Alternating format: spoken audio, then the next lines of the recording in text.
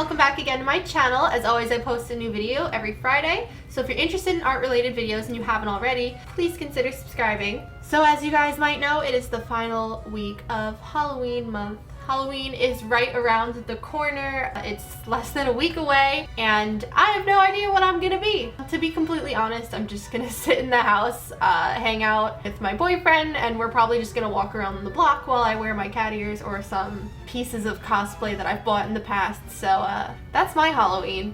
Oh, what's that? You saw these strategically placed inking markers? And you guessed today's video is about Inktober? Or you read the title? So as the title says, we are doing an Inktober video today for the last week of Halloween month. I figured I have not done an Inktober video on my channel this year at all. I've done a few drawings on Instagram, so if you follow me on there, you'll know that I did like a few of the prompts at the beginning of the month and then I was just like, nope. This video is my tribute to Inktober, and if you don't know what Inktober is, basically every day of October, you do a different ink drawing and there are different prompts that you can use. There's an official prompt list if you look it up on Google, or there are prompt lists that other people make on Instagram, online, wherever.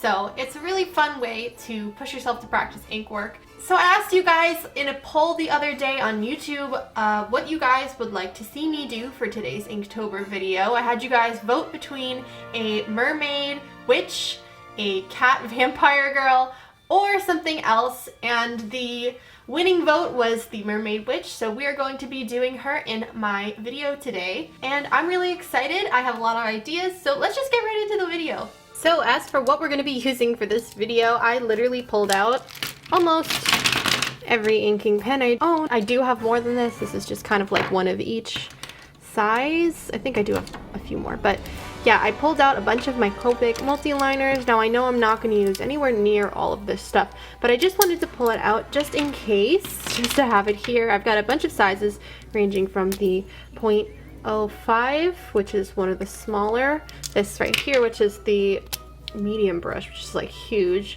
Then I've got the same thing in micron pens, so I've got the different sizes. Lastly, I've got some that are better for covering large areas, so it's just plain black.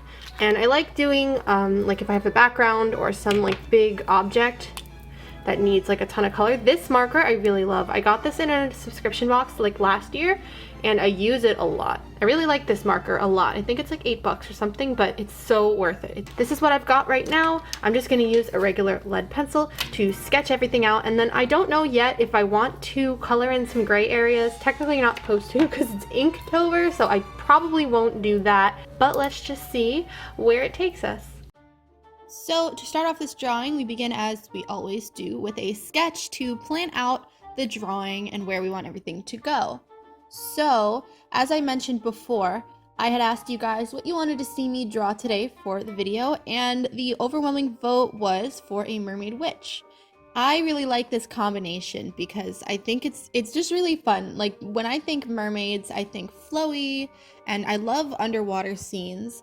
But then I also love drawing witches, and I think mystery, mysteriousness when I think witches. So I wanted to combine these two elements together to make just a fun drawing and see where it would go. And so as you can see, her hair, I added a fringe on the side of her hair there. And I was originally going to make it a short like hairstyle, but I changed my mind like halfway through the drawing, as I normally do. As I was drawing more details, I decided to go with a longer hairstyle just because I wanted to show the flowiness more since she's underwater. And I felt that the short hairstyle couldn't do it as well as I wanted it to, so I just added those in there. And I made her sitting down because I wanted her to be in front of her cauldron. So I kind of pictured almost like Ursula the Sea Witch has got her crystal ball in The Little Mermaid, and you know, she's in her cave, and this is kind of like what I pictured here is she's a mermaid in her cavern underwater with her giant cauldron and her fish friends. So yeah, just a fun idea. And for her tail, I love drawing mermaid scales. I don't even know if I do it technically the correct way. I just really like the way it looks, just adding a bunch of layers. So I sketched them all out now, which I sort of regret doing because I ended up just redrawing them later in ink and then doing it a third time with thicker lines because I didn't like the thin lines. So I really didn't need to draw it in the first time. I could have just winged it with the ink, but it doesn't matter. Anyway, I added a lot of little details on her, just to kind of make her a little more witchy. So like some gloves and like some seashells on her witch hat to kind of be like, oh, I'm a witch, but I'm an underwater witch, and stuff like that.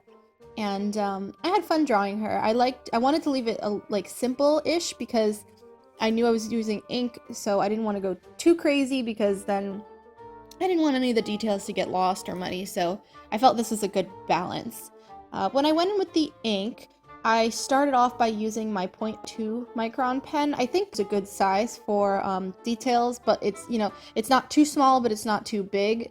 0.3 is, or 0.3, which is what I use when I do the regular lines like on her body and stuff, but when it comes to doing her face, it's 0.2 is what I'll usually use just to get those small details in there.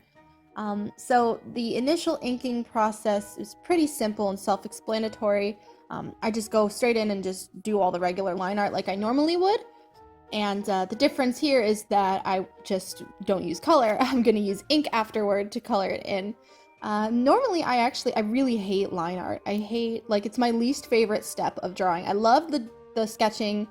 I love the coloring, but I hate the line art because I feel like it's such a tedious in-between step. It has to happen, but I hate it.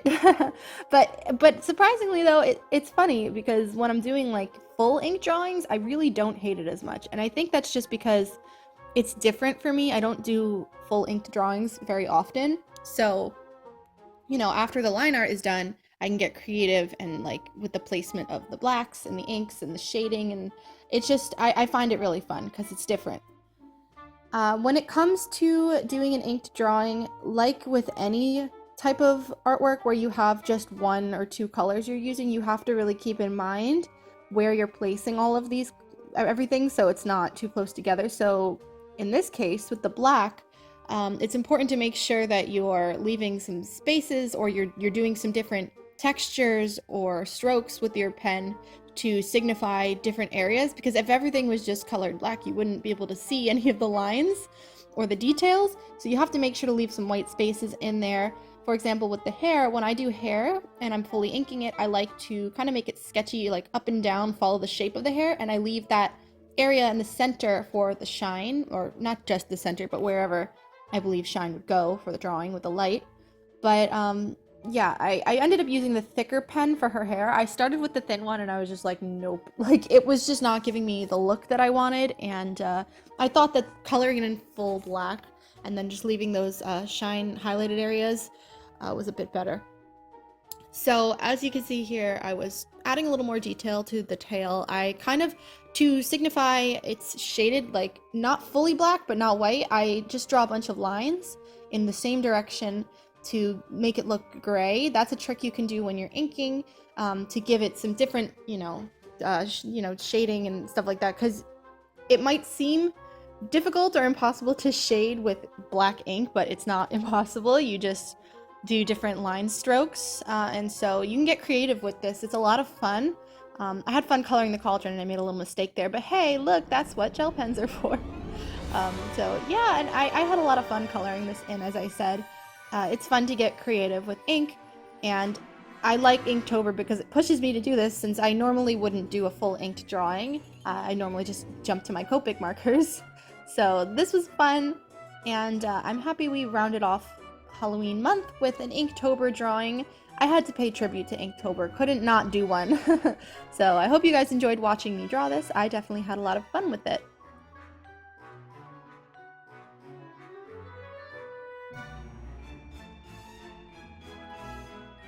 So guys, that was my finished piece. I hope you liked watching me draw it and listening to my thought process while doing it. I have a lot of fun with inking when it comes to doing like a full ink drawing. So anyway, now that Halloween month is over, we're going to be getting back to my regular videos. I've got a lot of fun things planned for you guys, so stick around. I don't think you guys know how weird I am. Like, it like kind of shows through sometimes in the videos, but not really. If only you knew.